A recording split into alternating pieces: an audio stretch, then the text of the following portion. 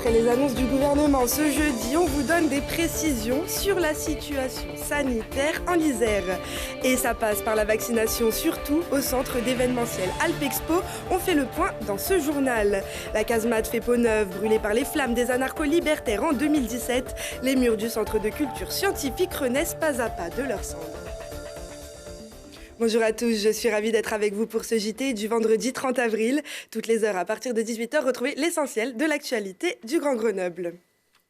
Et donc, les annonces se multiplient depuis ce jeudi. Pour beaucoup, l'espoir des jours meilleurs s'est ravivé. Et dans le même temps, le chef de l'État appelle à la vigilance. Alors, on va vous donner des repères sur la situation de l'épidémie sur notre territoire, sur la vaccination et sur les perspectives de réouverture. Avec vous, Lucille Dailly, bonsoir. Bonsoir. Quelle est la situation de l'épidémie sur notre territoire isérois ? Bien, les courbes suivent le même léger déclin que sur la tendance de l'ensemble du pays. Sur les 7 derniers jours, on relevé une baisse de 11,2% des patients Covid à Grenoble, avec 230 patients hospitalisés. Ils étaient 259 la semaine dernière. 41 malades sont encore en réanimation à Grenoble et 20 en soins intensifs et soins critiques. Lundi dernier, sur l'ensemble du département de l'Isère, cette fois, 604 tests PCR s'étaient révélés positifs. Et pour l'immense majorité, on parle de près de 95%, il s'agit du variant anglais. Et donc, parmi les mesures qui feront régresser l'épidémie, la vaccination. En cette fin de semaine, des bonnes nouvelles. Oui, elles ont été annoncées de part et d'autre. Emmanuel Macron a annoncé ce matin que tous les plus de 18 ans pourront se faire vacciner à compter du 15 juin prochain. D'ici là, il faut répondre à un certain nombre de critères, mais la campagne s'élargit considérablement à toutes les personnes à risque à compter de ce samedi 1er mai, donc à compter de demain. Vous pouvez vous faire vacciner. D'abord, si vous êtes un majeur obèse, donc présentant un indice de masse corporelle supérieur à 30. Pour savoir si vous rentrez dans ce critère, c'est facile de trouver son IMC sur Internet. Vous rentrez votre taille et votre poids et ça sort automatiquement. On le trouve un peu partout. Olivier Véran, le ministre des Solidarités et de la Santé, a annoncé ce matin sur France Info que la vaccination est également ouverte dès demain, toujours aux plus de 18 ans qui souffrent cette fois d'une maladie chronique, comme par exemple les maladies cardiovasculaires, comme l'hypertension artérielle compliquée, le diabète de type 1 et 2, les pathologies respiratoires comme l'asthme sévère, le cancer bien sûr, ou les troubles neurologiques et psychiatriques. La liste a été actualisée aujourd'hui par la Haute Autorité de Santé. Avec plusieurs centres de vaccination, on le sait, partout dans le département. Et puis le vaccinodrome d'Alpexpo qui a passé la seconde. Oui, depuis quelques jours, les candidats à la vaccination affluent. À l'ouverture, on inoculait 1300 vaccins chaque jour. C'était il y a 3 semaines. On est passé à une capacité de 2500. Les doses sont disponibles. Mais on vient de le dire, tout le monde ne peut pas se faire vacciner comme on l'a cru hier et comme l'info s'est propagée sur les réseaux sociaux, par SMS, etc., un peu partout. Alors plusieurs personnes se sont pressés effectivement au vaccinodrome dans le calme et ont été vaccinés sans répondre aux critères. Pour autant, tous les rendez-vous pris dans les règles ont bien été honorés. Et ce matin, la file d'attente était revenue à la normale, toujours dans le calme. Une population tout de même rajeunie et le personnel veille bien sûr à ce que tous les critères soient remplis. Écoutez justement Danielle Baird, elle est cadre infirmier au CHU de Grenoble-Alpes. Les personnes qui sont à l'accueil ne sont pas des professionnels de santé, c'est du personnel administratif. Donc eux n'ont pas les compétences pour décider si oui ou non la personne, au vu de l'ordonnance, est éligible à la vaccination. Donc il faut vraiment venir avec un certificat médical, simplement un mot du médecin, même à la limite, le médecin envoie un SMS, enfin voilà, ou nous fait un scanner de l'ordonnance si on ne peut pas aller voir son médecin, s'il n'y a pas de souci, mais c'est quand même bien que le médecin nous fasse un petit mot. Tout se passe bien, c'est maintenant une mécanique bien huilée et qui fait que voilà, l'accueil se passe bien. D'une manière générale, les personnes vaccinées sont très contentes, voilà, ça s'est bien passé, c'est fluide, il n'y a pas de souci. Et on le rappelle, donc dès demain, toutes les personnes en obésité sans condition d'âge, enfin bien sûr, si plus de 18 ans, bien sûr, on vaccine que le public adulte, tout comme les maladies chroniques peuvent se faire vacciner. Et puis la vaccination aussi sera généralisée pour les plus de 50 ans le 15 mai. Et donc, oui, on rappelle aussi qu'au vaccinodrome de Alpexpo, on ne vaccine qu'avec des vaccins ARN messagers comme Pfizer et Moderna. Et la question aujourd'hui, c'est de savoir encore si ces vaccins assurent une protection, ne serait-ce que contre les formes graves du variant indien du coronavirus qui a fait son apparition en France. Aujourd'hui, en tout cas, sa présence sur notre département n'avait pas été relevée. On ne sait pas encore, bien sûr, si ces vaccins protègent. Alors Lucille, on imagine quand même qu'entre les annonces d'hier et de ce matin, tous les candidats n'ont pas pu consulter leur médecin pour obtenir un certificat et se faire vacciner. Mais c'est la règle. On serait bien sûr tenté de se rendre au centre avec une ordonnance récente qui justifierait de cette maladie chronique. Mais on rappelle que tous les adultes pourront se faire vacciner sans condition au 15 juin. Ça va arriver assez vite. Peut-être qu'on serait tenté effectivement de se présenter, d'être de bonne foi et vraiment de justifier qu'on remplit les critères et qu'on n'a pas tout simplement eu le temps ni d'appeler ni de consulter son médecin.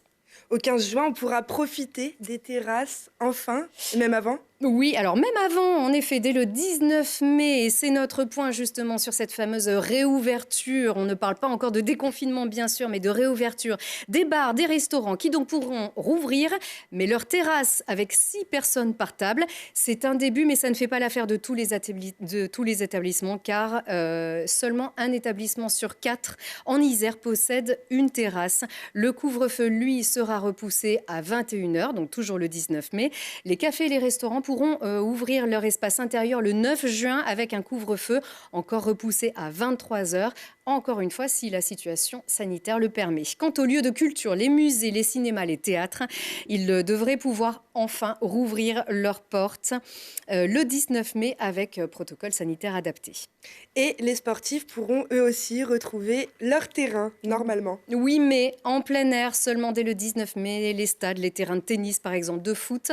Mais pas j'ai dit les salles, non, les stades, les terrains de tennis, de foot, mais pas les salles de sport ou les sports en salle, tout simplement. Ce sera le 9 juin, mais on imagine que ça pourrait être trop tard pour certains clubs, par exemple à la patinoire, les petits patineurs ou les petits hockeyeurs qui pourraient ne pas retrouver leur glace seulement pour 15 jours avant. Ils pourraient tout simplement être invités à revenir dans leur club début septembre. Et le public pourra faire son retour ? Alors, c'est ce qu'on attend depuis longtemps. Alors, seulement 1000 personnes pourraient y être autorisées. On imagine, ça sera donc à compter de la mi-mai, on imagine donc que les phases finales du FCG Rugby, les phases finales de Pro D2, pourquoi pas une montée en top 14 pour le FCG Rugby ou la montée en Ligue 1 du GF38 pourrait donc se dérouler en public. Pour l'instant, c'est encore au conditionnel car les décrets ne sont pas publiés. On a essayé d'obtenir une réaction du club de rugby, le FCG Rugby, mais il ne s'exprime pas effectivement tant que ces décrets ne sont pas publiés. Aujourd'hui, la préoccupation au présent, c'est le retour du coronavirus dans l'effectif, comme dans d'autres clubs de Pro D2. On rappelle que les entraînements n'ont pas pu se dérouler dans les conditions habituelles cette semaine. Merci beaucoup Lucille Dailly pour ce point. Et d'ailleurs, lumière sur le territoire au sujet des vaccins Janssen en France. C'est le centre de pharmacovigilance de Grenoble, aux côtés de Lyon, qui a été sélectionné parmi plusieurs candidats pour effectuer le suivi national du vaccin américain. Une reconnaissance de la qualité de leur travail selon le chef du centre. On garde le sourire, des activités, il y en aura cet été. La ville de Grenoble prévoit un programme estival culturel et festif. Imaginez une scène en plein air sur l'anneau de vitesse du parc Paul Mistral du 17 juin au 20 juillet. Les 5 derniers jours, cette scène sera le théâtre d'une édition délocalisée du Cabaret Frappé. Avec ses gradins, ce dispositif permettra d'accueillir jusqu'à 1000 spectateurs assis. L'anneau de vitesse recevra aussi le festival Magic Bus, une programmation de la Bobine, une soirée exceptionnelle de la MC2 et le festival du film court en plein air, bien sûr dans le respect des normes sanitaires. Et un record pour le coureur Sylvain Cachard qui a réalisé ce vendredi la plus belle montée de la Bastille et du Mont-Rachet.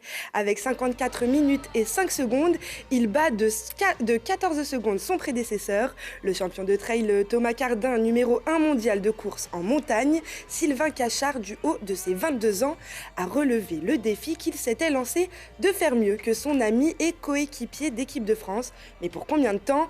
En attendant, le jeune Grenoblois détient le titre de recordman de l'ascension Bastille-Montrachat. Un an de plus pour le capitaine des Brûleurs de Loup.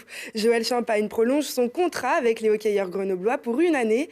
Une bonne nouvelle pour l'équipe avec laquelle il a soulevé la Coupe Magnus en 2019. Le meilleur buteur lors de la saison 2017-2018 et meilleur passeur de l'année suivante entamera fièrement sa 5e saison aux côtés des Isérois. Et plus bas, au pied de la Bastille, un incendie la ravageait en novembre 2017. Outils, showrooms, machines et matériaux étaient partis en fumée à la casemate. Mais 3 ans et demi de travaux plus tard, elle retrouve beauté, fraîcheur, puis de lumière, pierre d'antan et galeries. Visite guidée avec Laurie Baillet et Laurine Guignard. Depuis décembre dernier, la casemate a officiellement tourné la page de l'incendie. Les travaux de reconstruction du premier étage sont terminés. 570 mètres carrés repensés, restructurés et plus lumineux. Un chantier sobre entre pierres et hêtres massifs qui préserve le bâtiment patrimonial du 19e siècle tout en lui apportant une touche de modernisme. C'est un nouvel agencement qui est super parce qu'il est très modulaire. Très modulaire et modulable, c'est-à-dire que tous les espaces ont été pensés pour pouvoir être reconfigurables. On a du mobilier qui est déplaçable. Et puis on a aussi maintenant tout un espace galerie qui permet de voir aussi des projets qui ont été réalisés soit au Fab Lab, soit en collaboration avec la casemate. Et le dernier changement, je dirais, c'est la partie Fab Lab aussi, qui a été revue, restructurée différemment de précédemment. La nouveauté, cette extension de 120 mètres carrés réalisée sur l'ancienne terrasse et qui permet d'accueillir 50 à 100 personnes selon la configuration. Vous voyez, c'est une grande salle polyvalente qui est très modulaire, qu'on peut utiliser soit pour réaliser des conférences, on peut être jusqu'à 100 personnes ici, soit l'utiliser pour faire du travail de groupe avec des étudiants ou dans le cadre de workshops par exemple. Ou encore qu'on peut utiliser comme une salle de réunion. Comme vous le voyez, c'est une salle qui est claire, qui est lumineuse et qui est vraiment agréable.